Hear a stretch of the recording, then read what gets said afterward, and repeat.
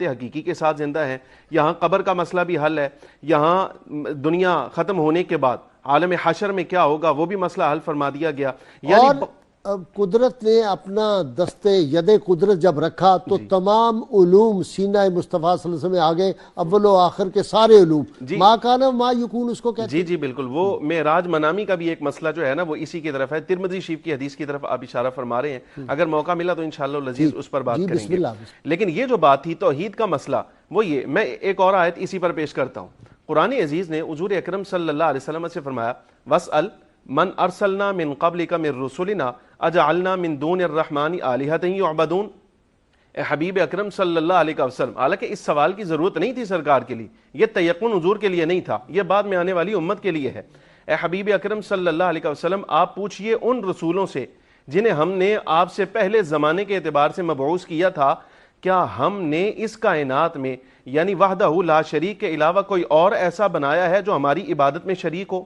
واہ, آپ ان سے پوچھئے. حالانکہ ایسا نہیں ہے, اللہ تبارک و تعالیٰ یعنی آپ عبادت یہ کے لائق فرما رہے ہیں کہ وحدہ لا شریک صرف وہ ذات صرف ہے, اللہ کی ذات اس کے علاوہ کوئی نہ نبی ہو سکتا ہے, نہ کوئی شخصیت کوئی ہو سکتی ہے. لیکن یہ سوال کہا گیا کہ آپ ان انبیاء اور رسولوں سے پوچھ لیجئے جو آپ سے پہلے آئے ہیں.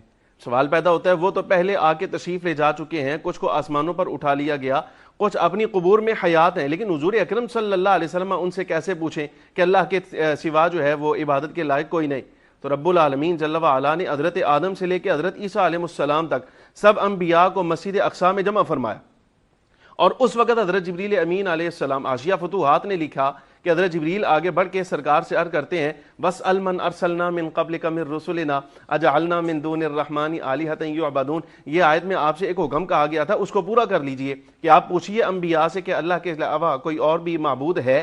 تو فخر عالم صلی اللہ علیہ وسلم ارشاد فرماتے ہیں, اشارہ فرمایا ہمیں پوچھنے کی ضرورت نہیں ہے, اس لیے کہ ہمیں رب العالمین جل وعلا نے جو ارشاد فرمایا اس پر ایقان ہے, یقین ہے کہ اللہ تبارک و تعالیٰ کے علاوہ کوئی اور وہ وحدہ لا شریک ہے, اور اس کے علاوہ عبادت کے لائق اور یہ لفظ کسی کے لیے نہیں کہا جا سکتا. جی, اور پھر ذات دکھا کر اللہ تبارک و تعالیٰ نے اس کے بعد فرمایا قل هو اللہ احد. حبیب آپ فرمائیے کہ وہ اللہ ایک ہے, اس لیے کہ آپ نے 18,000 عالم دیکھے ہیں, آپ نے جنت دیکھی ہے, جہنم کا مشاہدہ فرمایا ہے, زمینیں آسمان ہر چیز دیکھی ہے.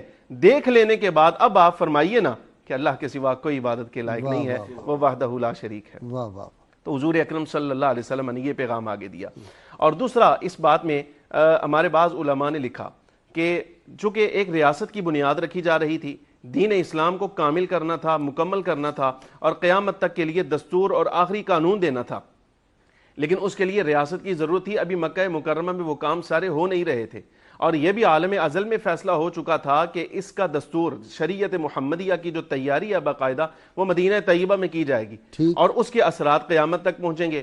تو اللہ تبارک و تعالیٰ جل وعلا نے وہ لائحہ عمل جو آگے چلانا ہے وہ عطا فرمانے کے لیے حضور اکرم صلی اللہ علیہ وسلم کو اپنی بارگاہ میں طلب فرمایا, اور وہ سب چیزیں عطا فرمائی کہ آگے اب نظام کیسے چلے گا, ریاست مدینہ کیسے بنے گی. اسی لیے میں